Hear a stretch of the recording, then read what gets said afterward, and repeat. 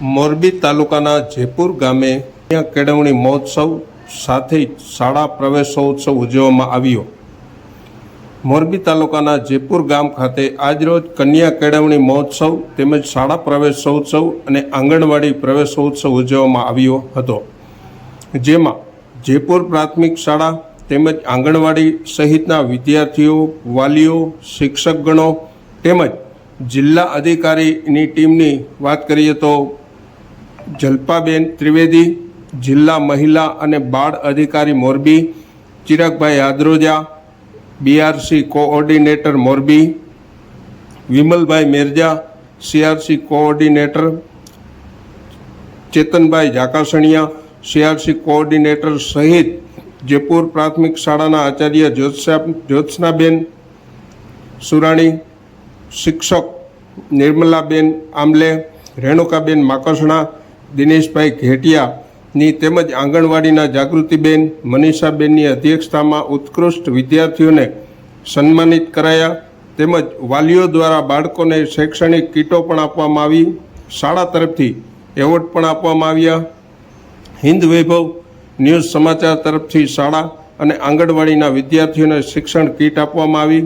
સાથે સાંસ્કૃતિક કાર્યક્રમો જેમાં સ્વાગત, વૃક્ષારોપણ, પ્રતિજ્ઞાઓ લેવાય તે સહિતના સુંદર મજાના આ આયોજન જોઈ આમંત્રિત જિલ્લા અધિકારીની ટીમે પણ જેપુર શાળા તેમજ વિદ્યાર્થીઓ, વાલીઓ અને શિક્ષકોની આ કામગીરીને બિરદાવી તેમજ વાલીઓને સન્માનિત કરાયા હતા। ચિરાગભાઈ હાદરોજા, કન્યા કેળવણી મહોત્સવ અને શાળા પ્રવેશોત્સવ અંતર્ગત આજે જેપુર ગામ ખાતે જેપુર પ્રાથમિક શાળામાં આ કાર્યક્રમનું ખૂબ જ સુંદર આયોજન કરવામાં આવ્યું, જેમાં મેં જોયું કે ગામ લોકોનો ખૂબ જ સુંદર સહકાર હતો। એસએમસીના સભ્યો, વિદ્યાર્થીઓના વાલીઓ, માતાઓ બહેનોની ખૂબ જ સરસ પ્રમાણમાં હાજરી રહી અને આટલી નાની શાળામાં સીઈટીમાં, એનએમએમએસમાં, પીએસસીની પરીક્ષા હોય, કલા ઉત્સવ હોય કે રમતોત્સવ હોય, આ બધામાં આટલી નાની સંખ્યામાં પણ મોટા પ્રમાણમાં બાળકોએ વિજય મેળવ્યો છે, ટ્રોફી મેળવી છે। એ બદલ આ શાળાને, આ ગામને અને આ જાગૃત શિક્ષકગણને મારા તરફથી ખૂબ ખૂબ અભિનંદન।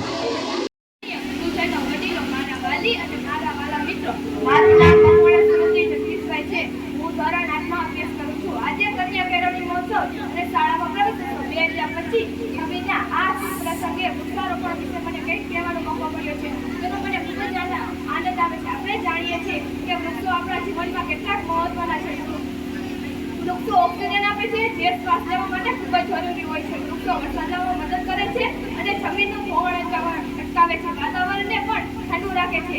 વૃક્ષો પક્ષી અને અન્ય જીવોને રહેઠાણ પૂરું પાડે છે।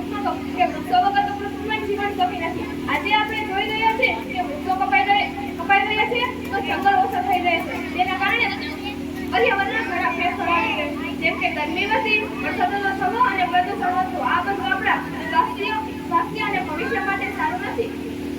આજે વૃક્ષારોપણ કરવું જોઈએ। શાળામાં પણ એક વૃક્ષ વાવી અને તેનું જતન કરીએ અને પણ એક છોડ રોપી શકીએ છીએ।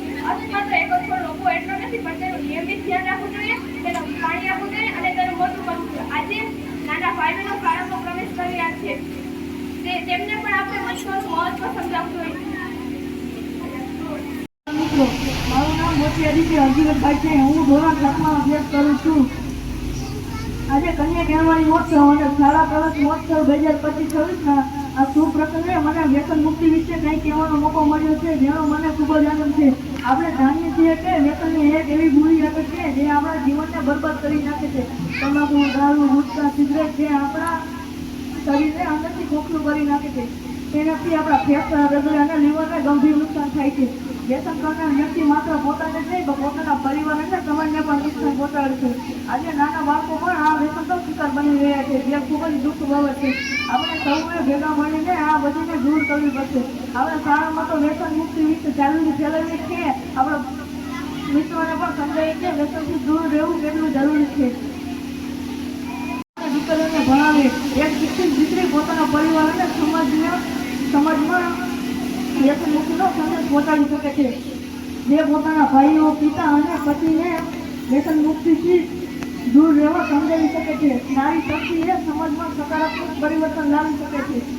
આજે જે નાના બાળકો શાળામાં પ્રવેશ કરી રહ્યા છે તેને આપણે નાનપણથી જ સારા સંસ્કારો આપીએ, તેને આપણે વ્યસનથી દૂર રહેવા શીખ આપીએ.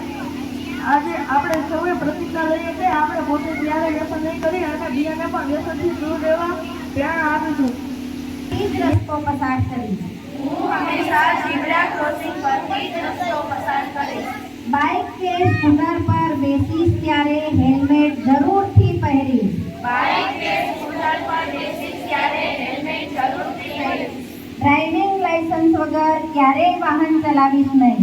ડ્રાઇવિંગ લાયસન્સ વગર ક્યારેય વાહન ચલાવીશ નહીં. રસ્તા પર ચાલતી વખતે